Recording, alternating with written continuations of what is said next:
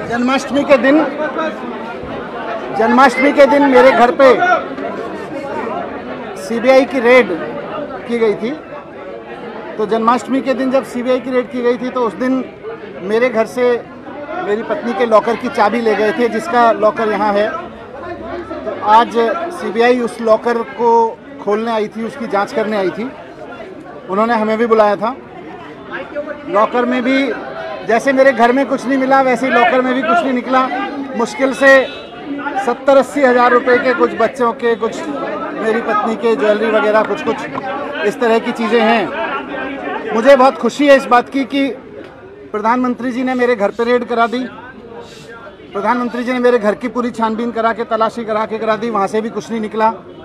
आज प्रधानमंत्री जी ने सीबीआई भेज के मेरे लॉकर की जांच भी करा ली, उसमें से भी कुछ नहीं निकला। यही इस बात का सबूत है कि आज प्रधानमंत्री जी की सारी जांच में मैं और मेरा परिवार पाक साफ निकले हैं। प्रधानमंत्री जी की पूरी सारी जांच में एकदम क्लीन चिट है। कहीं कुछ ऐसा चीज़ नहीं है जिसको ये कह सके ये क्यों है, ये क्या है, ये कैसे है। कहीं एक पैसे का क्वेश्चनेबल कुछ नहीं है। तो मुझे अपनी सच्चाई पे भरोसा है, मुझे ईश्वर पे भरोसा है कि सच्चाई का साथ देके कोई दिक्कत नहीं होगी।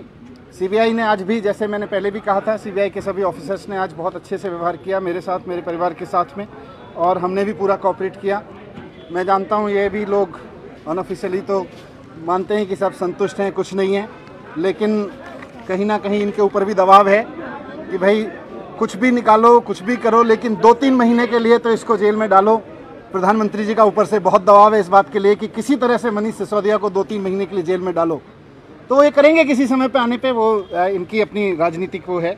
लेकिन मुझे खुशी है कि आज सीबीआई जांच में मुझे पूरी तरह से क्लीन चिट है। मेरे घर से कुछ नहीं निकला, मेरे लॉकर से कुछ नहीं निकला, और कोई एक पैसे का लेन देन नहीं, कोई एक पैसे की हेराफेरी नहीं, कुछ नहीं।